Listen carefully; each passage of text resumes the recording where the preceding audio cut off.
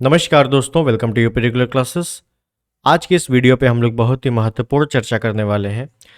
RO समीक्षा अधिकारी या सहायक समीक्षा अधिकारी की जो परीक्षा है वो आपकी लगभग अगस्त में हो जानी है, ठीक, या सितंबर में भी हो जानी है, सितंबर के फर्स्ट वीक में जा सकती है। तो जिसके लिए अंतिम मोटे मोटे मान ले तो 4 माह की तैयारी या 4 माह का समय बचा हुआ है। तो इसमें हम ऐसी कैसी तैयारी कर सकते हैं जिससे हमारा प्रीलिम्स इस बार आराम से निकल जाए, कोई भी टेंशन ना हो। क्या बुक लिस्ट होनी चाहिए, टेस्ट सीरीज़ लगानी भी चाहिए या नहीं, नोट्स कैसे बनाएं, ठीक। तो इन सभी विषय पर आज चर्चा होगी। तो वीडियो को अंत तक देखिएगा और कोई भी सजेशन हो, कुछ न समझ में आया हो तो कमेंट बॉक्स में बताइएगा, उसको आगे बताया जाएगा। जैसे मैं बात करूं आरओ में आपको इस बार फ़ायदा क्या है। आपको इस बार फ़ायदा है कि आपको पता चल चुका है कि पेपर कैसा हुआ था, पेपर का पैटर्न इस बार कैसा था, आपको अच्छी तरीके से पता चल चुका है और यही प्लस पॉइंट है। अब इसमें प्लस पॉइंट क्या है, क्योंकि हमको अच्छे से पता चल चुका कि करंट अफेयर कहाँ से आया था, कितना डेप्थ में पूछा गया था, उसी अनुसार हम पढ़ सकते हैं, ठीक।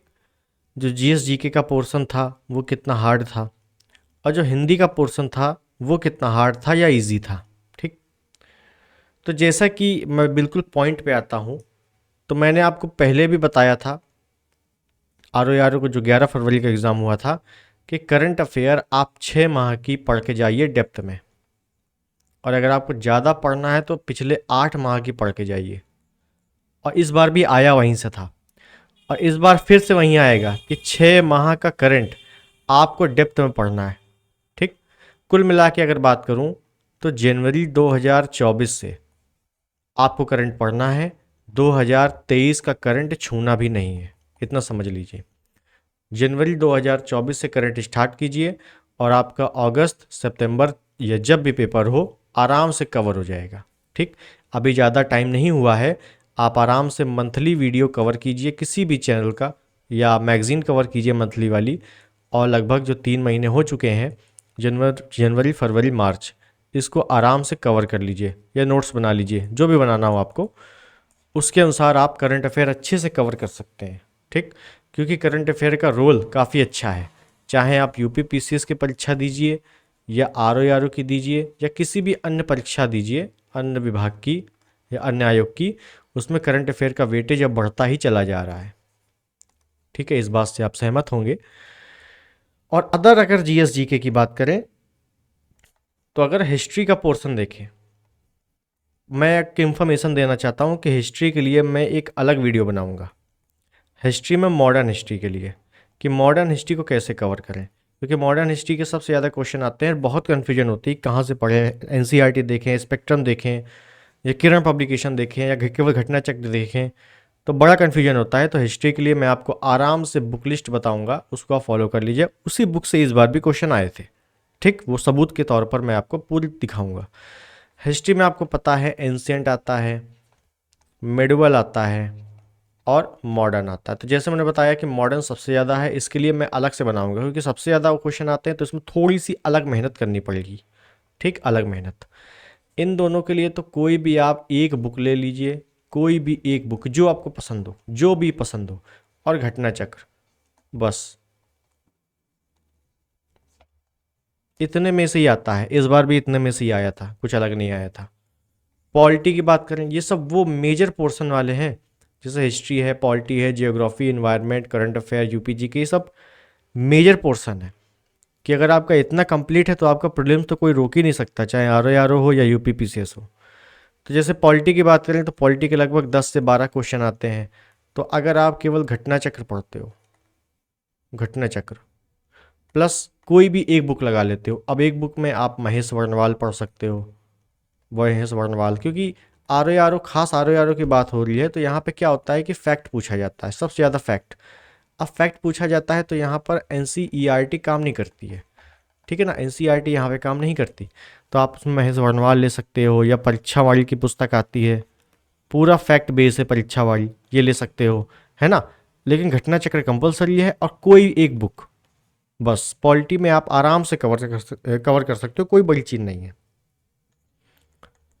साइंस, साइंस ने इस बार चमत्कार दिखाया था, क्योंकि सब कहते हैं कि फिजिक्स, केमिस्ट्री, बायो में सबसे ज़्यादा बायो आता है, लेकिन इस बार आर में सबसे ज़्यादा फिजिक्स आई थी, जो कि आप आराम से तीनों पोर्शन बहुत ही आराम से आप कैसे कवर कर सकते हो, घटना चक्र से पीवाईक्यू क्वेश्चन देखकर प्लस ल्यूसेंट देखकर।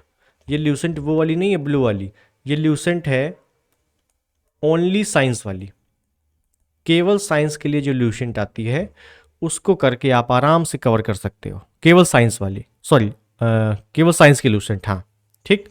और घटना चक्र, घटना चक्र तो मस्ट है सभी के लिए, कोई बड़ी चीज़ नहीं है, घटना चक्र मस्ट है। जियोग्राफी की बात करें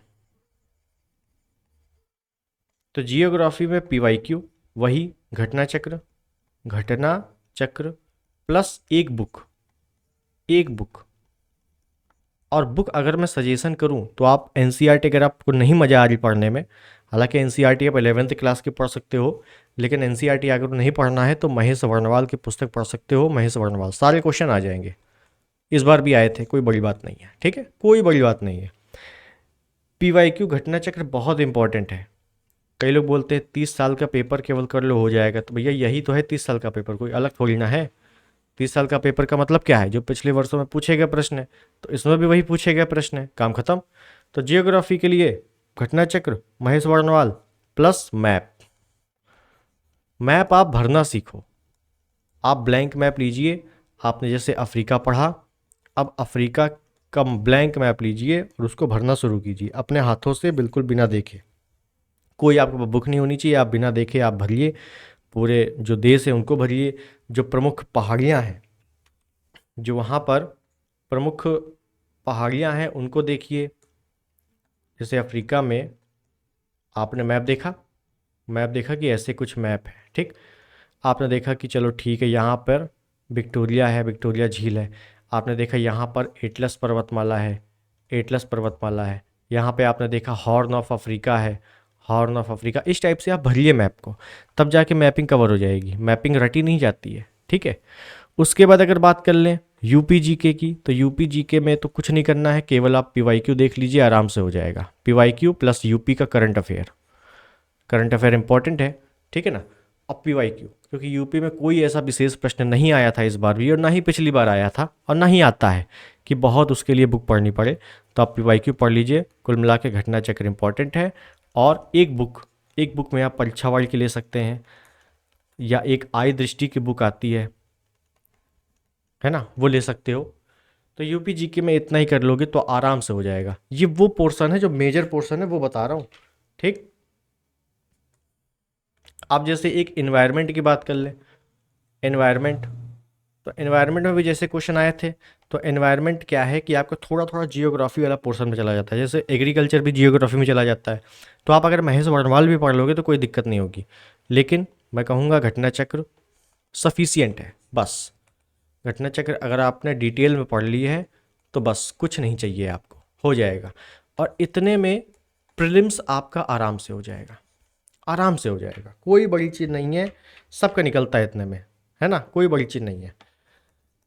हिंदी 60 नंबर की, मैं आपको बता दूं कि यूपी रेगुलर क्लासेस ने, मतलब इस चैनल ने आपको जितने क्वेश्चन कराए थे, जितने क्वेश्चन का मतलब आपको केवल 6 वीडियो दिए थे हिंदी के, हिंदी के केवल 6 वीडियो दिए थे, हर पार्ट का सिंगल वीडियो, विलोम शब्द का एक वीडियो, पर्यायवाची का एक वीडियो, अनेक शब्दों के लिए एक शब्द के लिए एक वीडियो, तत्सम शब्दों के लिए एक वीडियो, विशेषण विशेष्य के लिए एक वीडियो, है ना। तो इस टाइप के कुल 6 वीडियो दिए थे, और 60 में से 56 क्वेश्चन आपके डिक्टो फंसे थे, ना मानना हो तो आप जाके चेक कर लेना, प्लेलिस्ट बनी हुई है यारो हिंदी की, ठीक, कोई बड़ी चीज़ नहीं है।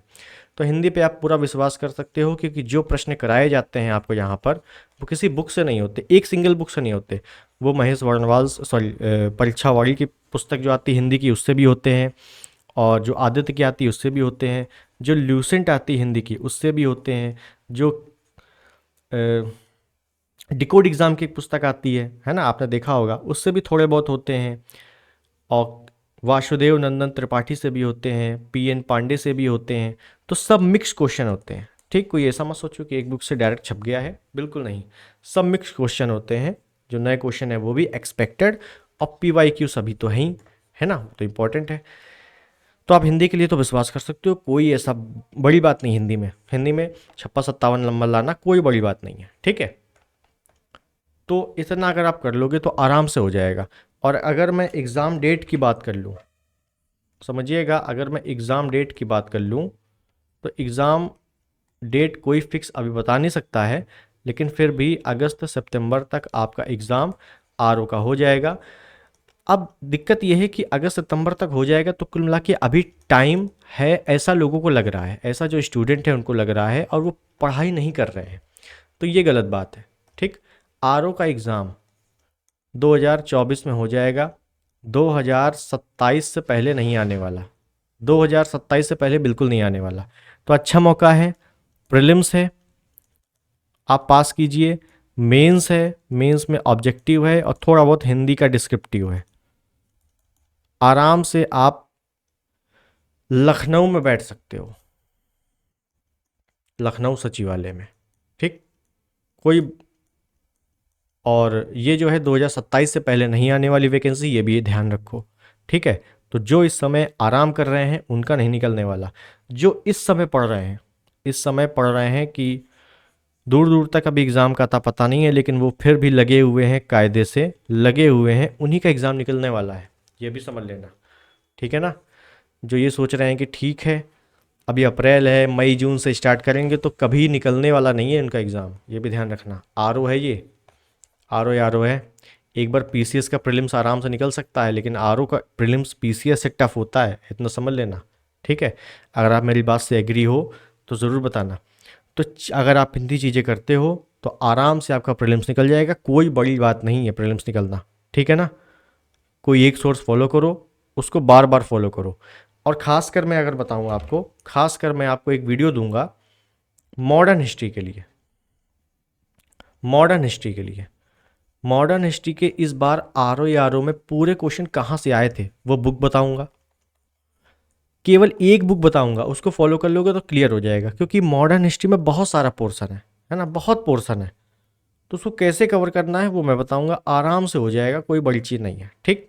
तो चलिए, चीज़ें आपको समझ में आ गई होगी क्या करना है आपको। रेगुलर टारगेट बनाइए, किसी के टारगेट में मत रहिए कि चलिए वो टारगेट देंगे, वो चैनल वाले टारगेट देंगे तो मैं करूँगा, कुछ नहीं। अगर आपको अधिकारी बनना है तो आपको अभी से थोड़ा बहुत दिमाग लगाना शुरू करना पड़ेगा, है ना। अधिकारी का काम क्या होता है, खुद से काम करना। तो अगर आपको अधिकारी बनना है तो उसकी फीलिंग्स अभी से लेनी पड़ेगी, उसकी जिम्मेदारियां अभी से लेनी पड़ेगी। कोई आपको दूसरा बता दे कि टारगेट दीजिए तब हम कर पढ़ेंगे, तो सॉरी, वो अधिकारी वाली बातें नहीं है, ठीक। चलिए मिलते हैं अगले वीडियो में, तब तक के लिए चीज़ें समझ में आ गई होंगी। कोई अगर डाउट रहता है तो आप कमेंट में बता सकते हो। तब तक के लिए नमस्कार, जय हिंद, वंदे मातरम, जय भारत।